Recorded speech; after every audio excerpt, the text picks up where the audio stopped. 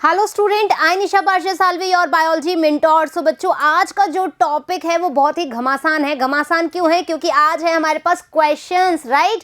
आज है हमारे लिविंग वर्ल्ड के क्वेश्चंस। बहुत सारे क्वेश्चंस हैं जिनको हमें बहुत ही पेशेंस के साथ में पढ़ना है, क्वेश्चन को समझना है और उसके बाद में उसका आंसर करना है। Is that clear? तो फर्स्ट क्वेश्चन क्या है? Study of principle and procedure of classification of organism is. That means कि हम जब किसी का अध्ययन कर रहे हैं, किसके द्वारा कर रहे हैं? कुछ प्रिंसिपल के द्वारा, कुछ प्रोसीजर के द्वारा। किसके अंतर्गत? कि एक ऑर्गेनिज्म को हमें क्लासिफाइड करना है एट अ पर्टिकुलर प्लेस, तो हम जो भी प्रिंसिपल और जो भी प्रोसीजर यूज़ ले रहे हैं वो क्या कहलाते हैं? क्या वो सिस्टमैटिक्स कहलाते हैं? क्या वो क्लासिफिकेशन कहलाते हैं? क्या वो टेक्सोनॉमी कहलाते हैं या फिर नॉमेनक्लेचर कहलाते हैं? तो बच्चों मेरी बात सुने, सिस्टमैटिक्स में हमने बात करी थी कि जब हम diversity of kind of organism की बात करें और साथ के साथ में उनके इवोल्यूशनरी रिलेशनशिप की बात करें तो वो सिस्टमैटिक्स है। हम बात कर रहे हैं क्लासिफिकेशन की, तो भाई किसी भी ऑर्गेनिज्म को एक पर्टिकुलर प्लेस पे अरेंज करना क्लासिफिकेशन है। हम बात करें नॉमेनक्लेचर की, किसी भी ऑर्गेनिज्म को तुमने आइडेंटिफाई किया है, उसके बाद उसका नाम दोगे तो वो नॉमेनक्लेचर हो गया। But in the case of taxonomy हम क्या करते हैं? ऐसे प्रिंसिपल और प्रोसीजर का यूज़ करते हैं क्लासिफिकेशन के लिए एक पर्टिकुलर ऑर्गेनिज्म का। वो क्या कहलाती है? हमारी टेक्सोनॉमी कहलाती है। तो right answer is taxonomy. Okay, यहाँ पर सही आंसर क्या आएगा? टेक्सोनॉमी आएगा। Second question, who among the following is called father of taxonomy? हमें बताना है यहाँ पर फादर ऑफ टेक्सोनॉमी क्या है। क्या मेंडल है? आपको पता है वो जेनेटिक्स के हैं। लीनियस, कैरोलस लीनियस ने क्या दिया था? याद आ गया? खुराना और एगलर। तो आपको पता है कैरोलस लीनियस थे जिन्होंने हमको क्या बताया? टेक्सोनॉमी के बारे में बताया, और इन्हीं को क्या कहा जाता है? Taxonomy, father of taxonomy. Next question है, which of the following organism do not reproduce? इनमें से आपको उस ऑर्गेनिज्म के बारे में बताना है जो कि रिप्रोड्यूस नहीं हो सकता। याद आ रही है? रिप्रोडक्शन कैसी हमारी प्रॉपर्टी है? कैसी प्रॉपर्टी है? नॉन डिफाइनिंग प्रॉपर्टी है। क्यों है? क्योंकि रिप्रोडक्शन में हम बात कर रहे हैं कि कुछ लिविंग ऑर्गेनिज्म ऐसे भी हैं जो रिप्रोड्यूस नहीं कर सकते। तो हमने एग्जाम्पल लिया था वहाँ पे, किसका एग्जाम्पल लिया था? म्यूल का एग्जाम्पल लिया था, हनी बी जो वर्कर बीज थी उनका एग्जाम्पल लिया था, स्टेराइल कपल्स का एग्जाम्पल लिया था। याद आ रहा है? तो आप देखोगे शुगर केन प्लांट जो है ये रिप्रोड्यूस कर सकते हैं, जो रोज प्लांट है ये भी रिप्रोड्यूस, ग्राफ्टिंग के द्वारा एसेक्सुअल रिप्रोडक्शन किया जा सकता है, वेजिटेटिव प्रोपागेशन किया जा सकता है। लेकिन म्यूल्स जो होते हैं बच्चों, ये कैसे होते हैं? ये स्टेराइल होते हैं, राइट। तो म्यूल्स क्या होगा? इसका राइट आंसर होगा। Next question, the term systematics refers to. Systematics क्या है? जस्ट फर्स्ट क्वेश्चन में मैंने आपको बताया सिस्टमैटिक्स में हम क्या करते हैं। क्या हम identification and study of organ systems करते हैं? क्या ये सिस्टमैटिक्स है? क्या identification and preservation of plants and animals करते हैं? क्या ये सिस्टमैटिक्स है? या study of habitats of organism and there classification, क्या ये सिस्टमैटिक है? नहीं, ये तीनों आंसर जो है रॉन्ग है। एक्चुअल में सिस्टमैटिक्स क्या है? Diversity of kinds of organism and their relationship. उनका जो फाइलोजेनेटिक ट्री है वो कैसा बन रहा है, किस तरह के ऑर्गेनिज्म उसके अंदर प्रेजेंट है, ये सब चीज़ें हम कैसे देखते हैं? सिस्टमैटिक के द्वारा। नेक्स्ट क्वेश्चन क्या है? Reproduction is synonyms with growth या सेल डिवीजन इन। कौन से ऑर्गेनिज्म में हम बात कर रहे हैं कि जब आप ग्रोथ बोल रहे हो एज अ सेल डिवीजन और वहीं पर ही उनका रिप्रोडक्शन हो गया? ऐसे कौन कौन सा ऑर्गेनिज्म है? क्या बैक्टीरिया में ये चीज़ देखने को मिल रही है? क्या यूनिसेलुलर एल्गी में मिल रही है? क्या अमीबा में मिल रही है? प्लानेरिया में, हाइड्रा में, टाइगर में, किस में? तो भाई जो टाइगर है वहाँ पर सेक्सुअल रिप्रोडक्शन देखने को मिल रहा है। यहाँ पर ये कैसे है? म्यूचुअली एक्सक्लूसिव है। प्लानेरिया में आपको पता है क्या मिल रहा है? आपका रीजनरेशन, वो भी ट्रू रीजनरेशन मिल रहा है। तो यहाँ पर भी ग्रोथ अलग है और डिवीजन अलग है। हाइड्रा में भी क्या मिल रहा है? आपका फ्रेगमेंटेशन मिल रहा है, राइट। तो यहाँ पर हाइड्रा में क्या मिल रहा है? आपका बडिंग मिल रहा है। तो जो बैक्टीरिया है, अमीबा है और यूनिसेलुलर एल्गी है, इन तीनों में ही जैसे ही बैक्टीरिया ने ग्रोथ करने के लिए सेल डिवाइड करी, आपको क्या मिला? आपको 2 डॉटर सेल मिल गई। That means growth cell division का सिनोनिम्स कौन हो गया? रिप्रोडक्शन हो गया। तो इसका आंसर क्या आएगा? बैक्टीरिया, यूनिसेलुलर एल्गी और अमीबा, यानी कि first answer is correct, right. Next question, first step in taxonomy is. देखो टेक्सोनॉमी के हमने 4 स्टेप्स बात करी थी, जिसमें हमने बोला था कि हम किसी भी ऑर्गेनिज्म को सबसे पहले क्या करते हैं? आइडेंटिफाई करते हैं। फिर मतलब सिस्टमैटिक्स के अंदर ही तो हम टेक्सोनॉमी करेंगे ना, हाँ या ना। पहले हम आइडेंटिफाई करेंगे, फिर हम उसको नॉमेनक्लेचर करेंगे, फिर हम उसका क्लासिफिकेशन करेंगे, और लास्ट में हम क्या करेंगे? उसका फोनेटिक्स के आधार पर उसको रख देंगे। तो complete description of the organism, क्या ये टेक्सोनॉमी का फर्स्ट स्टेप है? नॉमेनक्लेचर ऑफ द ऑर्गेनिज्म, क्या ये फर्स्ट स्टेप है? आइडेंटिफिकेशन ऑफ ऑर्गेनिज्म, क्या ये फर्स्ट स्टेप है? या क्लासिफिकेशन ऑफ द ऑर्गेनिज्म? देखो पहली बात तो कंप्लीट डिस्क्रिप्शन तुम कब दोगे? जब तुम उसका आइडेंटिफिकेशन कर दोगे, उसको क्लासिफाई कर दोगे, तब उसका नॉमेनक्लेचर दे दोगे, तब उसका कंप्लीट डिस्क्रिप्शन हो जाएगा। तो फर्स्ट ऑप्शन तो गलत हो गया, राइट। क्या तुम किसी भी ऑर्गेनिज्म को लोगे और सीधा क्लासिफाई कर दोगे? नहीं, तो ये भी फर्स्ट स्टेप नहीं हो सकता। क्या तुमने किसी ऑर्गेनिज्म को देखा और तुमने उसका नाम रख दिया ये चिंटू है? तो ये भी नहीं हो सकता। तो राइट आंसर क्या हो गया? Identification of the organism. सबसे पहले उस ऑर्गेनिज्म को तुम आइडेंटिफाई करोगे। नेक्स्ट है, which of the following is a defining characteristic of living organism. अब हमें डिफाइनिंग और नॉन डिफाइनिंग प्रॉपर्टी के बारे में पता होना चाहिए। डिफाइनिंग प्रॉपर्टी क्या थी? जो कि सिर्फ और सिर्फ लिविंग बीइंग में मिलती है या लिविंग ऑर्गेनिज्म में मिलती है। बट नॉन डिफाइनिंग प्रॉपर्टी क्या थी? जो लिविंग और नॉन लिविंग दोनों में प्रेजेंट है। यहाँ पर क्या पूछा है? डिफाइनिंग कैरेक्टरिस्टिक्स बताने हैं लिविंग में। क्या ग्रोथ डिफाइनिंग प्रॉपर्टी है? नहीं। क्यों? क्योंकि ये लिविंग में भी है और नॉन लिविंग में भी है, तो ये आंसर गलत। एबिलिटी टू मेक साउंड, क्या साउंड हमारी डिफाइनिंग प्रॉपर्टी है? नहीं। रिप्रोडक्शन में हमने बोला है कि ये नॉन डिफाइनिंग प्रॉपर्टी है, राइट। तो यहाँ पर भी ये गलत हो गया। क्या हुआ हमारा डिफाइनिंग प्रॉपर्टी? आपको याद बता दूं तो मेटाबॉलिज्म, सेल ऑर्गेनाइजेशन और हमारी कॉन्शियसनेस, ये तीनों के तीनों कैरेक्टरिस्टिक्स क्या थे? डिफाइनिंग प्रॉपर्टी में आते थे। तो यहाँ पर रिस्पॉन्स टू एक्सटर्नल स्टिमुलाई, ये क्या हो गया? ये हो गया हमारा defining characteristic of a living organism. Next question, mule is a hybrid of. ये क्वेश्चन जो है काफ़ी कंफ्यूज कर देता है। क्यों कर देता है? देखो, जब आप मेल टाइगर और फीमेल लायन के बारे में बात करोगे तो आप यहाँ पर जो हाइब्रिड बनेगा वो बनेगा टाइगन।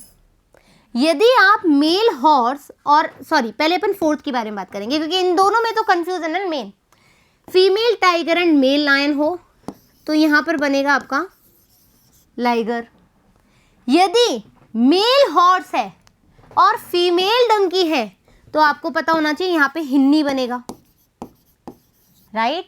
म्यूल के बारे में हमसे पूछा है, female horse and male donkey है तो यहाँ क्या बनेगा? म्यूल।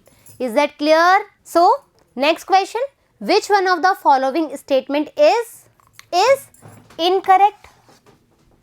क्वेश्चन को समझना है, 2 मिनट लेकर के उसको पढ़ना है, 2 सेकेंड आई मीन, अच्छे से देखना है और फिर उसका आंसर करना है। यहाँ पर हमसे इनकरेक्ट स्टेटमेंट के बारे में बात की गई है। Indica, tuberosum and leo represent the specific epithet, बिल्कुल करेक्ट स्टेटमेंट है, right.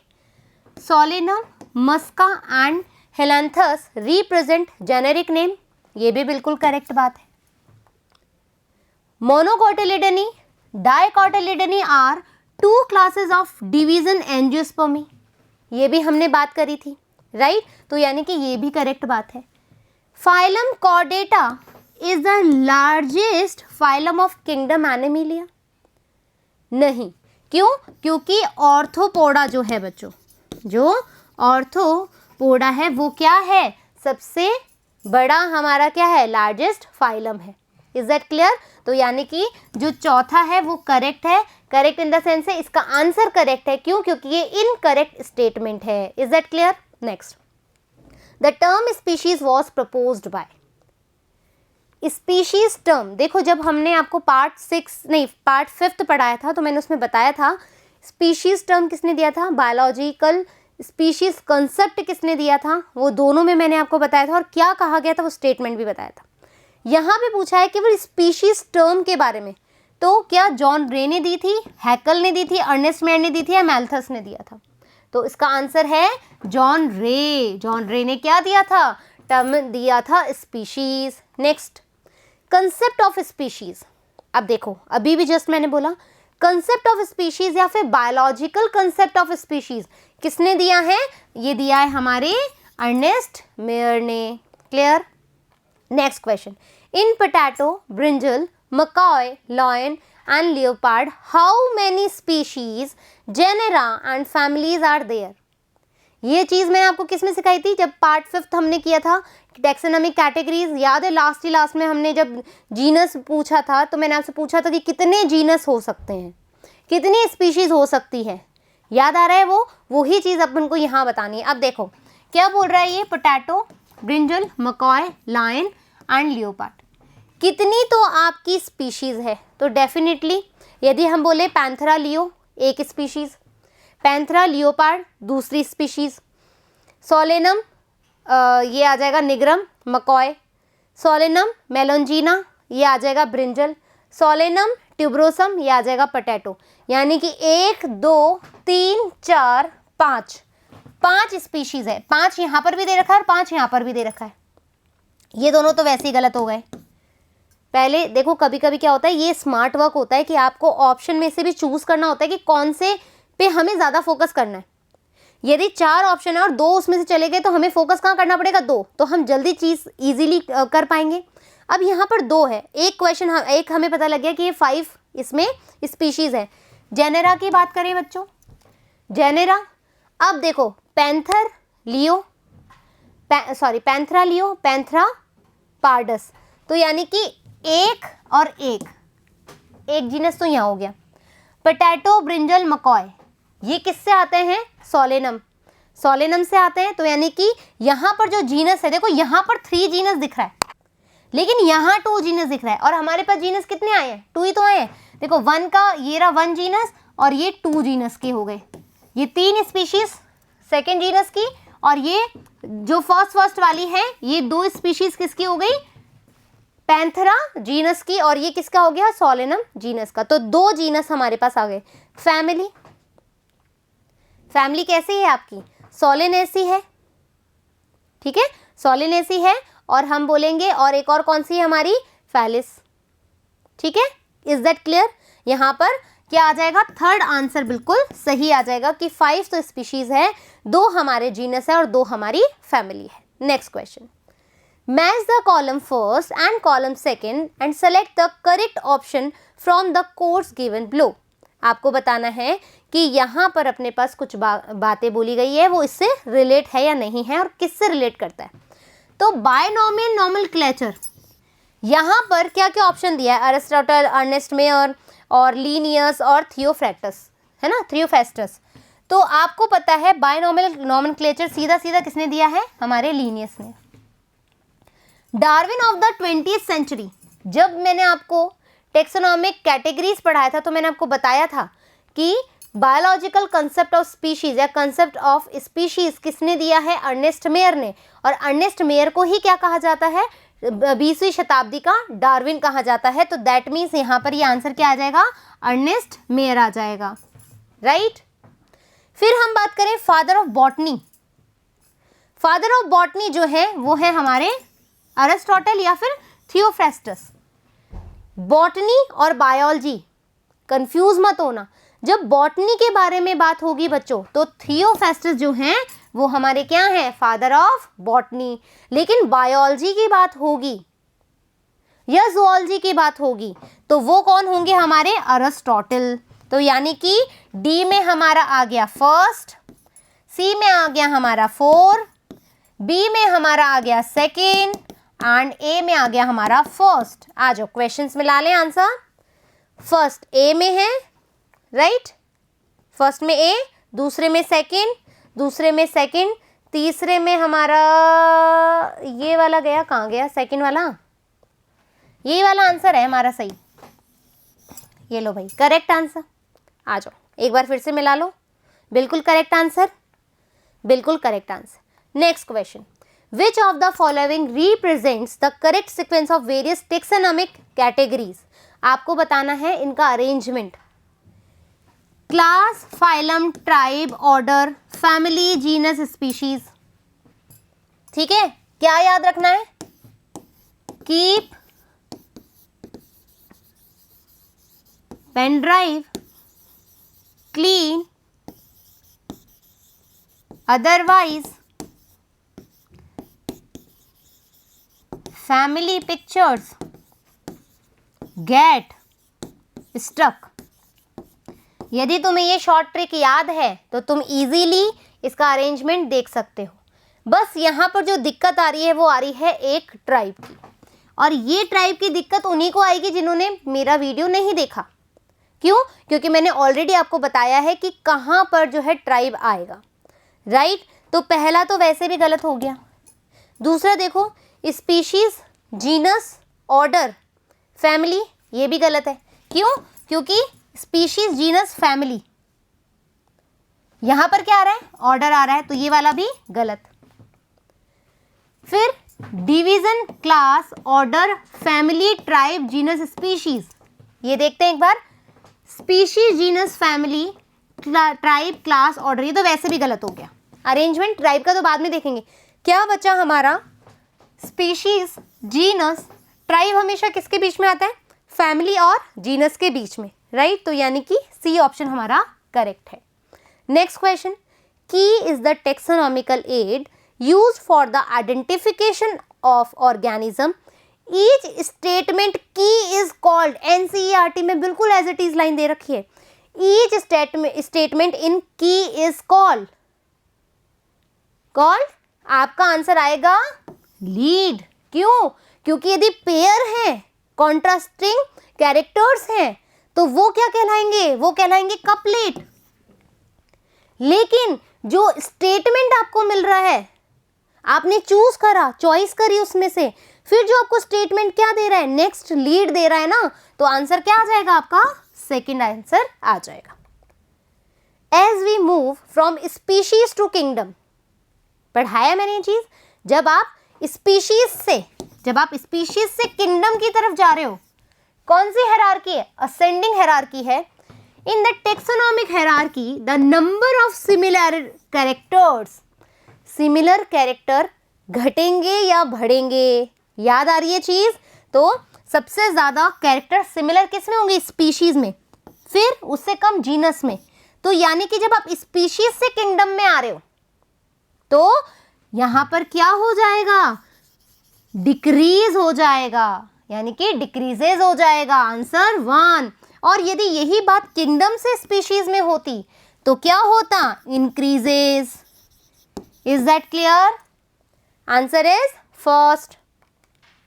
Match the column first and column second and select the correct option from the codes given below. यहां पर आपको बताना है family, kingdom, order, scientific epithet and genus के बारे में बताया।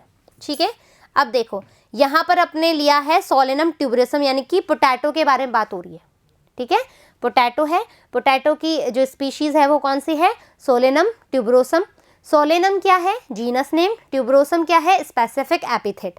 इतना मैंने बता दिया। फिर उसके बाद में जो सफिक्स है उसके आधार पे तुम पहचानोगे।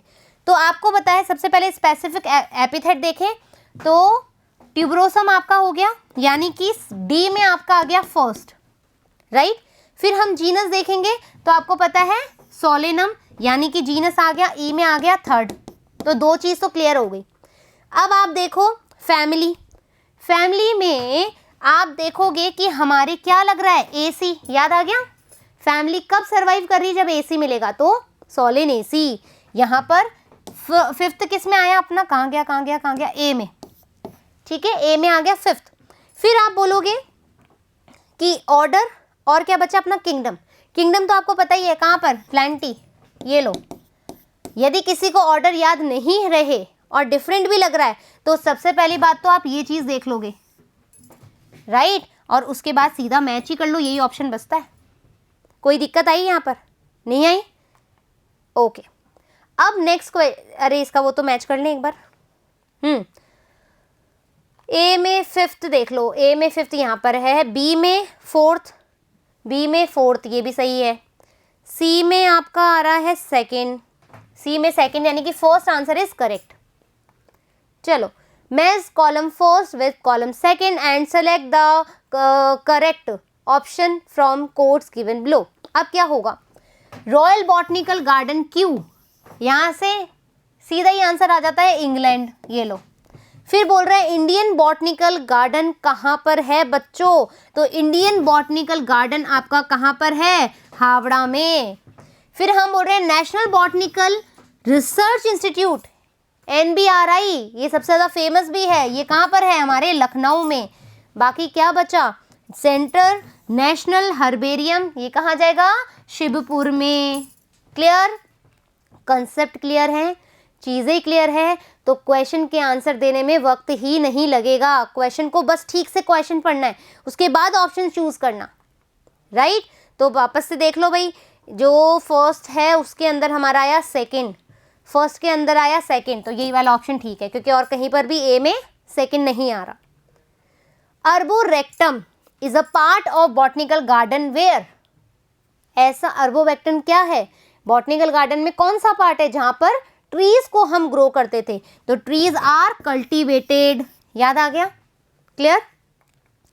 20th question, which of the following taxonomic categories include one और more related genus, species, genus, तो फैमिली किससे बनी हुई है, family group of related genus से बनी हुई है, तो आंसर सीधा सीधा क्या लगेगा, फैमिली लगेगा।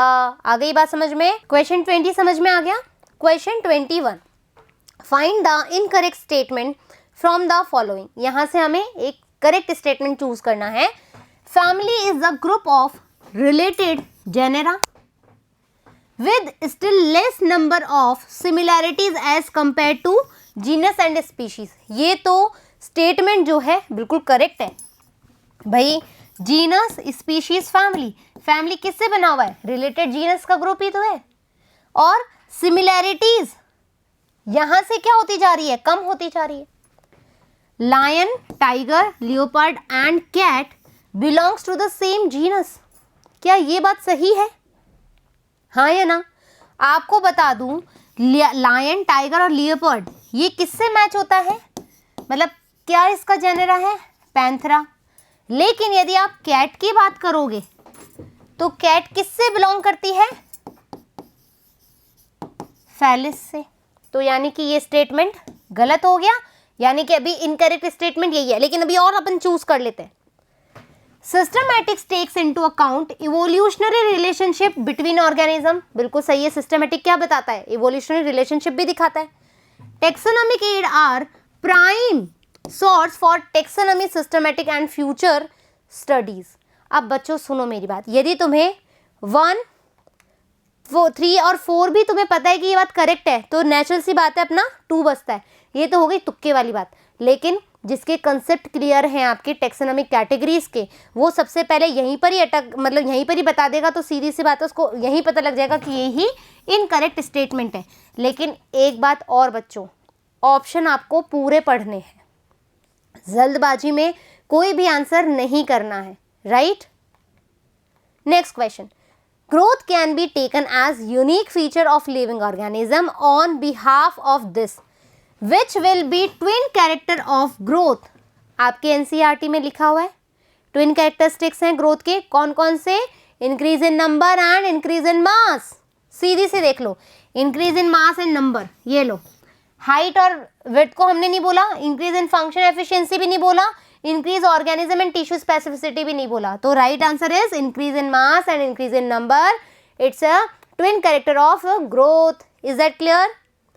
Reproduction as characteristics feature of living being can not be used in. क्या बोल रहा है भाई, रिप्रोडक्शन जो है लिविंग बीइंग में हम किस में नहीं लेते हैं, म्यूल में रिप्रोडक्शन नहीं कर सकते, स्टेराइल है। वर्कर बीज स्टेराइल है। इनफर्टाइल ह्यूमन कपल फर्टाइल, ओ इनफर्टाइल है यानी कि स्टेराइल है। तो ऑल ऑफ दीज क्या है हमारे, जो कि रिप्रोडक्शन नहीं कर सकते। विच of the following is defining feature of living being. क्या बताना है? डिफाइनिंग फीचर बताना है। तो डिफाइनिंग फीचर आप बात करोगे कि मेटाबॉलिज्म, कॉन्शियसनेस और एक और है सेलुलर ऑर्गेनाइजेशन। ये तीनों क्या थे? हमारे डिफाइनिंग फीचर थे। क्यों थे? क्योंकि ये सिर्फ और सिर्फ किस में मिल रहे थे? लिविंग में। लेकिन जो ग्रोथ और रिप्रोडक्शन था ये लिविंग और नॉन लिविंग में थे, यानी कि इनके एक्सेप्शन थे। इसी वजह से ये क्या था? नॉन डिफाइनिंग प्रॉपर्टी थी। यहां पर पूछा है which of the following defining, तो भाई ये जो दो हैं बोथ 2 and 3rd, तो आंसर क्या आ जाएगा? 4th answer is correct, right. The number of species that are known and described ranges between. बहुत बार मैंने बोला था 1.7 to 1.8 मिलियन, 17 से 18 लाख, जिसमें से 1.2 मिलियन एनिमल्स थी और 0.5 मिलियन क्या थे? प्लांट्स थे। याद है? तो 1.7 to 1.8 मिलियन, यानी कि 3rd answer is right. Next question, in taxonomic hierarchy families are characterized by. Family जो है वो कहाँ पर आती है, किस तरीके से कैरेक्टराइज की जाती है? उस समय मैंने, याद करो वो लाइन, उस समय मैंने आपको बोला था कि याद रखना कि किस पे डिपेंड करती है, क्या फीचर्स हम लेते हैं फैमिली के लिए। क्या हम वेजिटेटिव फीचर लेते हैं, या हम जनरेटिव फीचर लेते हैं, या हम बोथ वेजिटेटिव या फ्लोरल फीचर्स लेते हैं, जिसको हमने रिप्रोडक्टिव फीचर्स भी बोला था, या हम दोनों ही नहीं लेते हैं। तो मेरे प्यारे बच्चों, यदि हमें टेक्सोनोमिक हायरार्की में फैमिलीज की बात करनी है तो हमें वेजिटेटिव फीचर भी लेना पड़ेगा और रिप्रोडक्टिव या फिर फ्लोरल हमें फीचर्स भी लेने पड़ेंगे। तो सी आंसर, यानी कि 3 जो आंसर है वो बिल्कुल करेक्ट है, right. Next question, the actual account of habitat and distribution of plants of given area is known as. हमें कौन बताएगा उस पर्टिकुलर एरिया में प्लांट का हैबिटेट क्या है, उसका डिस्ट्रीब्यूशन क्या है, ये कौन बताएगा? क्या हमें फ्लोरा बताएगा, क्या हमें फ्यूना बताएगा, क्या हमें मैनुअल बताएगा, या फिर हमें मोनोग्राफ बताएगा? तो भाई जल्दी से मुझे आंसर करो। यहाँ पर आपसे पूछा है प्लांट का डिस्ट्रीब्यूशन और उसका हैबिटेट। तो मेरे प्यारे बच्चों, यदि आप मोनोग्राफ की बात करोगे तो ये एक टैक्सॉन के बारे में बताएगा। मैनुअल की बात करोगे तो उस एरिया में जो स्पीशीज या ऑर्गेनिज्म तुम ढूंढ रहे हो उसका नेम के बारे में बताएगा। फ्यूना के बारे में बात करोगे तो ये एनिमल स्पीशीज के बारे में बताएगा। तो क्या बचा अपना फ्लोरा। फ्लोरा किसके रेफरेंस में बात करते हैं? प्लांट के। प्लांट के हैबिटेट और हैबिटेट या फिर उसका डिस्ट्रीब्यूशन तुम देख रहे हो एक पर्टिकुलर एरिया में, तो कौन हेल्प करता है? फ्लोरा। तो राइट आंसर इज 1।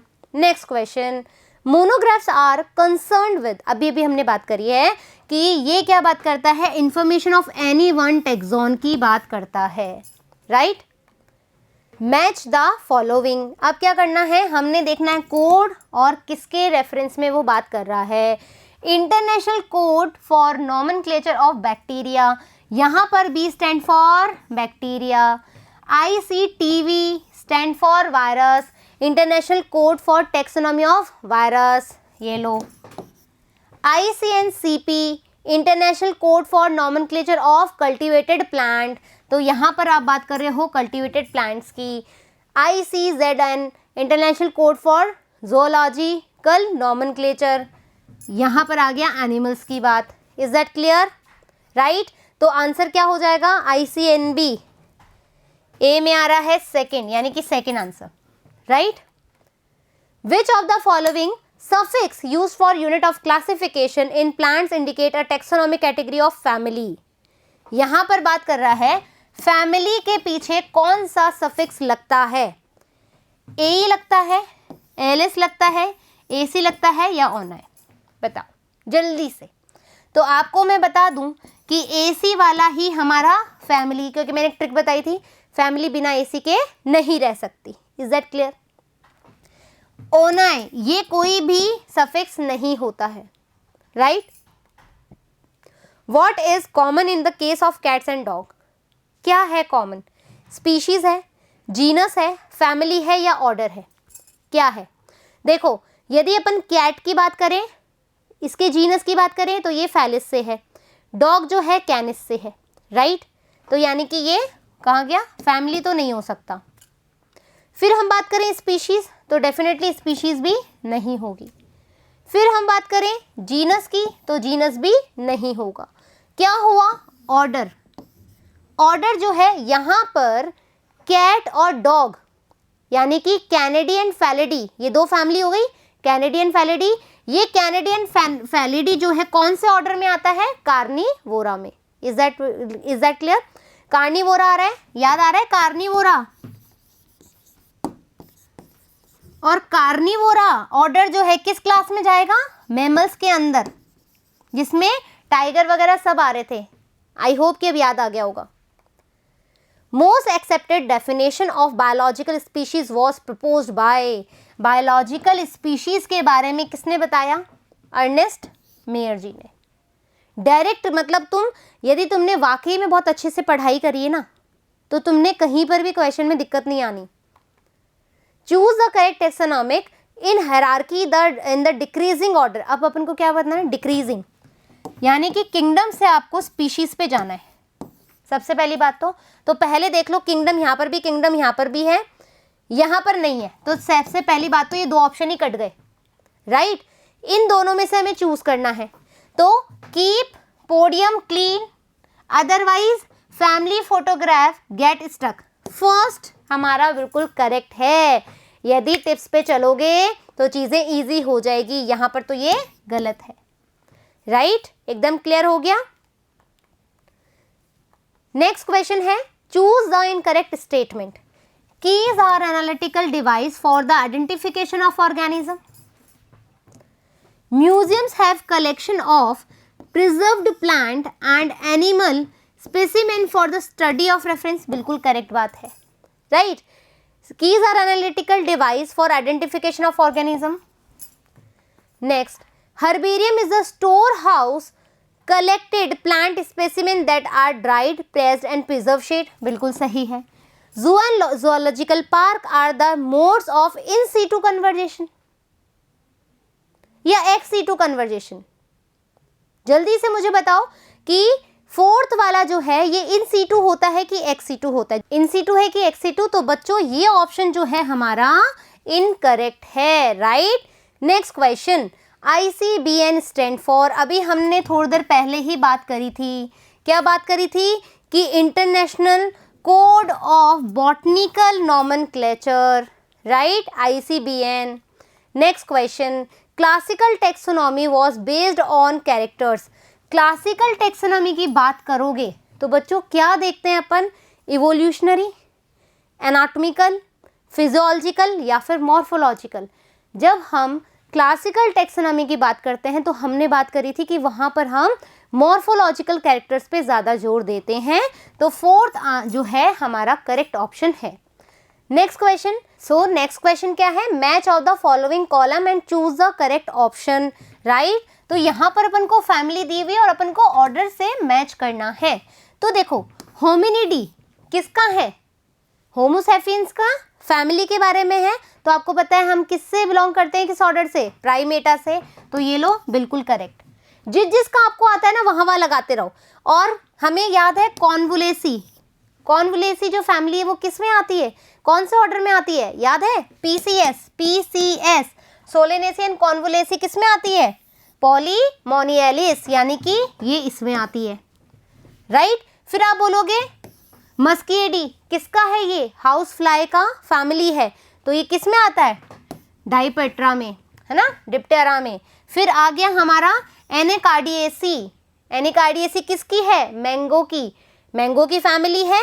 और ये किस में आता है, सेपेंडेलिस में, राइट। तो हमारे सीधे सीधे ऑप्शन है, डायरेक्ट मैच कर रहे हैं, 1 2 3 4, राइट। तो answer is 1। Next question, in the majority of higher animals and plants reproduction and growth are कैसी है, म्यूचुअली एक्सक्लूसिव इवेंट्स है, एज इट इज आपकी NCERT बुक में दे रखा है। Next question, this term taxon refers to, जो taxon है मैंने आपको बताया था टेक्सॉन और कैटेगरीज में अंतर बताया था। तो a taxonomic group of any rank known as taxon. Which of the following name is correct, आपको यहाँ पर बताना है कौन सा नेम जो है करेक्ट है। तो सोलेरियम ट्यूबरोसम गलत है, सोलेनम ट्यूबरोसम, सोलेनम ट्यूबरोसम लिन या फिर the all of the above? कौन सा सही है बच्चों? Solanum tuberosum, it's a correct name, right. तो इस तरीके से आज हमने हमारे फर्स्ट चैप्टर के जो हमारा लिविंग वर्ल्ड था उसके क्वेश्चन आंसर कर लिए हैं नीट के एस्पेक्ट को देखते हुए। आशा करती हूँ कि आपको क्वेश्चन जो है बहुत अच्छे से समझ में आए होंगे। हर क्वेश्चन का आंसर आप खुद करने के लिए बिल्कुल ही कैपेबल होंगे यदि आपने वीडियोस को बहुत अच्छे से देखा होगा, बहुत अच्छे से नोट्स बनाए होंगे और कंसेप्ट क्लियर किए होंगे, राइट।